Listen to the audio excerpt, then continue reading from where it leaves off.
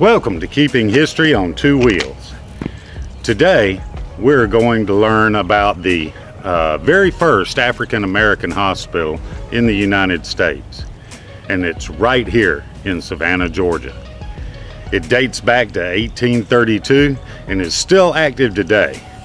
Hopefully you'll like this video, and if so, please subscribe right down here. Don't forget to hit the bell.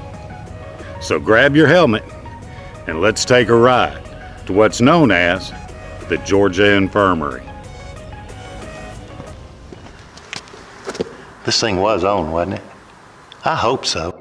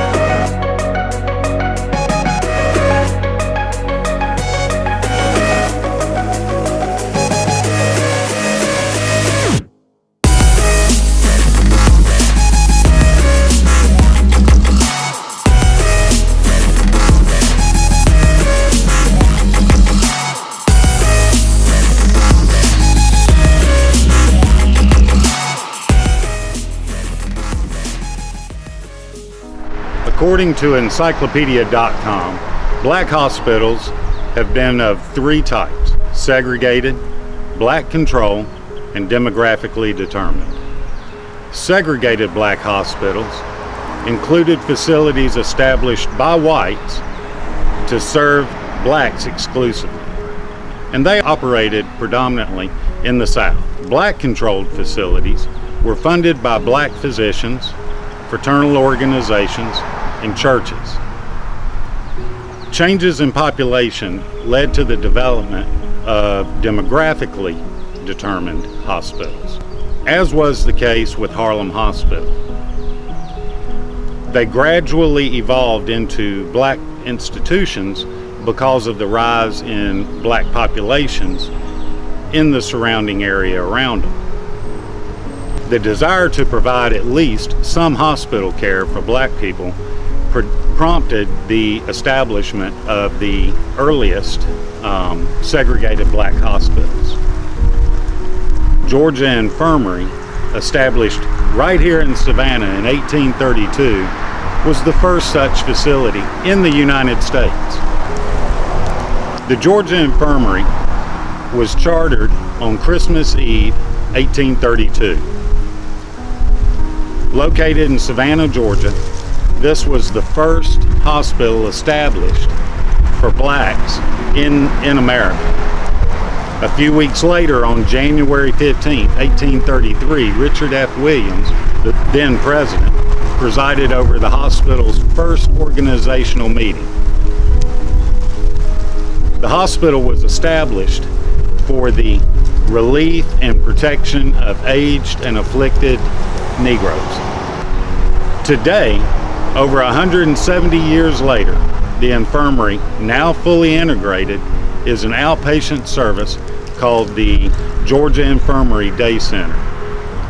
It's for rehabilitation and part of the St. Joseph's Candler system, whose purpose is to help the elderly and stroke patients remain independent for as long as possible. So let's go back before the infirmary was ever even established. Thomas F. Williams was a merchant and a pastor in the Savannah area who was born in 1774 and passed away in 1816. In his last will and testament, he left a provision that ended up giving a grant for $10,000 for the construction of a hospital for African Americans. And his brother Richard also contributed by donating the land and buildings of what had been the Bethesda College, or what's now known as the Bethesda Academy.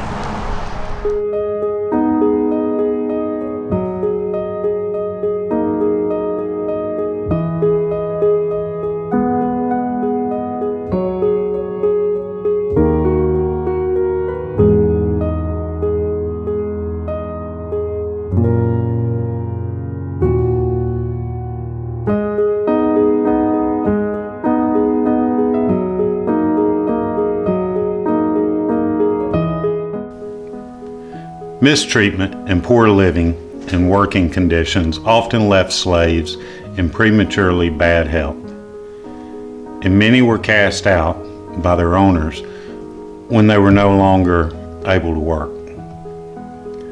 Williams' grant, as well as proposals for the state of Georgia to take on the care of old and unwell slaves while recouping the cost from the slave holders, contributed to the impetus for the creation of the hospital. The infirmary was built 10 miles south of Savannah, Georgia, on a 50-acre parcel of land donated by Richard F. Williams, the brother and executor of Thomas F. Williams' estate. Richard Williams was elected as the first president of the hospital's board of trustees. Upon the infirmary's opening, the state government provided $20 per patient a year. The original site proved unpopular for both trustees and the patients. Most of the latter were from the city, and the hospital was inconveniently distant for them.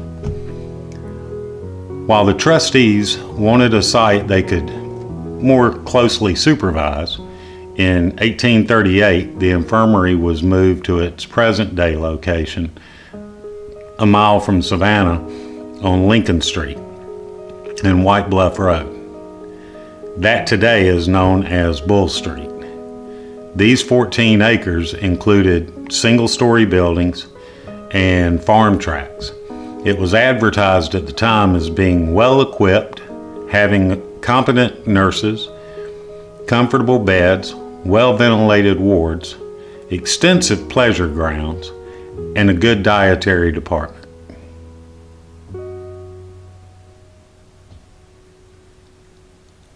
The hospital's operation was disrupted during the Civil War and Emancipation. On the eve of the declaration of war, the doors to the hospital were closed. The buildings were destroyed, and the only thing left was the land and the legal aspects with the state. When Sherman marched through the state, he destroyed even the charters. But in 1870, 12 new trustees convened, and the hospital received a $10,000 donation from Edward Paddlefoot. The Louisa M. Porter Aid Society also contributed. The following year, the City of Savannah Council was notified that the infirmary would once again be admitting patients. By the end of its first year, the hospital showed a balance of $56.82. This was a small sum, but a hopeful sign. In 1904, the infirmary was among the first in the nation to train black nurses.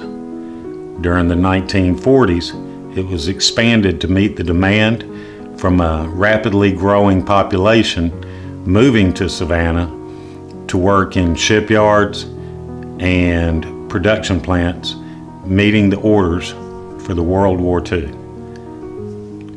Because of the growing number of black war workers, the federal government for the first time provided $695,000 in assistance, including a wing with 89 beds, 5 pediatric cribs, an incubator, x-ray and surgical equipment and kitchen equipment, and a heating plant.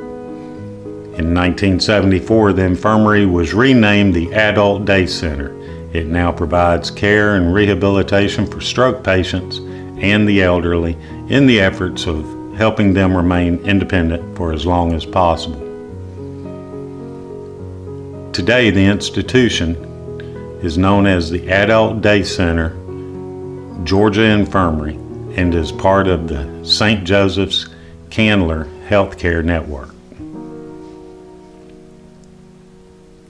You know, when telling Kelly about doing this episode, her first statement was, "You've been doing episodes lately of multitudes of people dying, and as an uplifting episode, you want to do one of a hospital that was segregated?"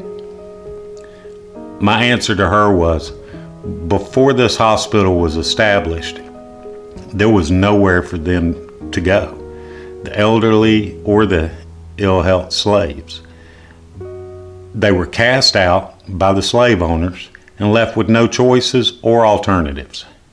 This hospital would take them in and then make the slave owner that was casting them out pay for their care. Then, later on, they began to take all African American patients that had illnesses. And then they began to train African American nurses. And today, it's part of the St. Joseph's Candler system. That is an uplifting story. I hope you've enjoyed this video. If you have, hit the subscribe button right down here. Don't forget to hit the bell so that you'll know when we do an upload every week, and we do one generally every Sunday. Remember, every trip starts with a step, and that step starts with you.